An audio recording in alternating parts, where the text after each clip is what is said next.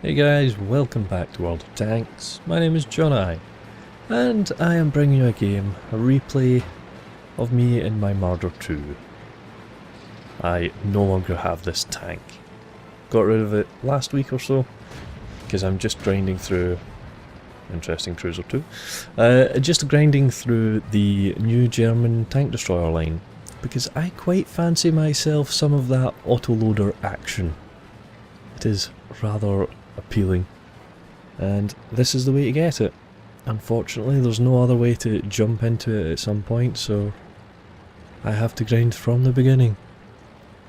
And the Marder II, it's one of these tanks I have heard of, which has been nerfed into the ground, kind of. It used to be quite a good tank back in its glory days, but apparently it was just nerf after nerf after nerf, which has kind of made it, well, for some people it's made it unplayable now. So unfortunately I cannot do a comparison with how it used to be. I only have my experiences to go on, and I have to say it wasn't that good. I didn't really like it, and it was mainly down to things like the 2.5 second aiming time, which isn't very good. And you have to bear in mind, 2.5 second aiming time is with a 100% crew, and I did not have a 100% crew. I don't even know if I trained my crew to 75% for credits when I got this tank, so I may have been around 60% or something, but about 75% for this game maybe, because I've been playing it for a while. So yeah, my aiming time was worse than 2.5 seconds, which isn't really good for this gun. It's just kind of not worth it. So we're just having a look about, playing very defensively because of the nature of this gun. I mean, the tank has no armour, so there's no point getting involved in a close fight. And you can see the aiming time takes forever. So kind of staying at range to give you the opportunity to actually aim seems to be the best way to play this. T7 combat car. Everybody got one of those a wee while ago. And I have to say, I've not even driven mine yet. I have no real interest in it. But there we go, managed to get a shot on them, and that is our first kill. So it's not too bad. Got an M2 medium over on the crest of that hill that we can deal with. If we can actually get a shot. I mean, we can only see a sliver of the top of his tank, so it's a risky shot, but I'm quite happy taking it because there's nothing else going on just now. I've got no threats in front of me, we're at a distance. You've got the ammo to spare at this tier, so may as well just go for those shots.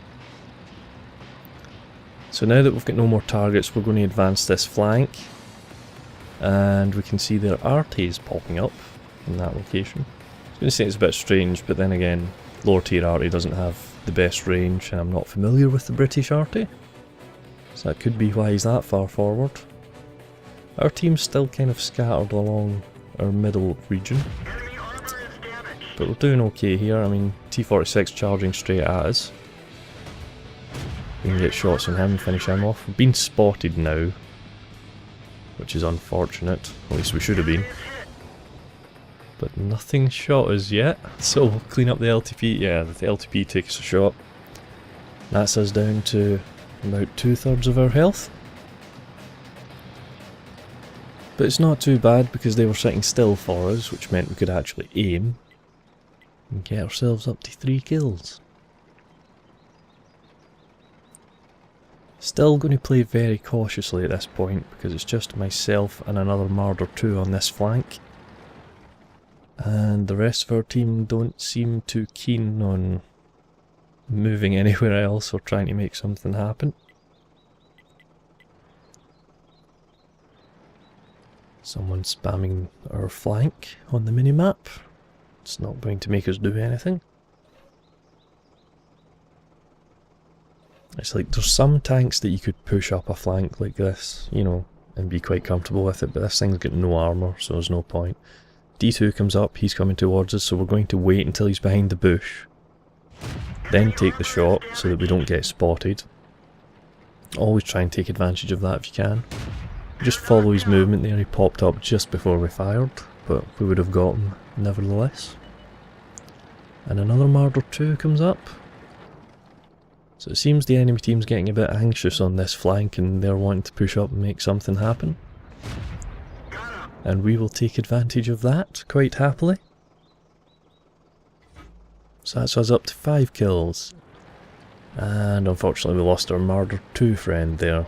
So now we're on our own in this flank really. Got an LTP in the middle who's making a break for it.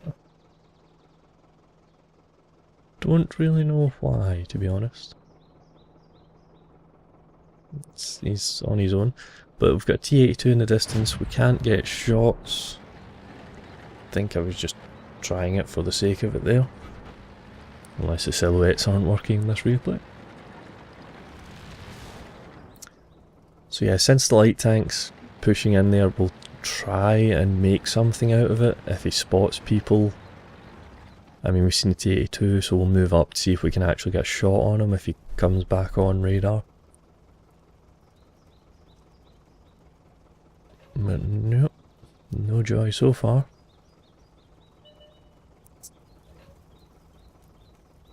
Enemy light tank on the other flank. And we lose our LTP. So we're in a bit of a problem here. There is no way I'm advancing this flank myself. And our other teammates seem quite happy sitting where they've been the whole game. So I'm going to ping my flank again and see if we can get some attention.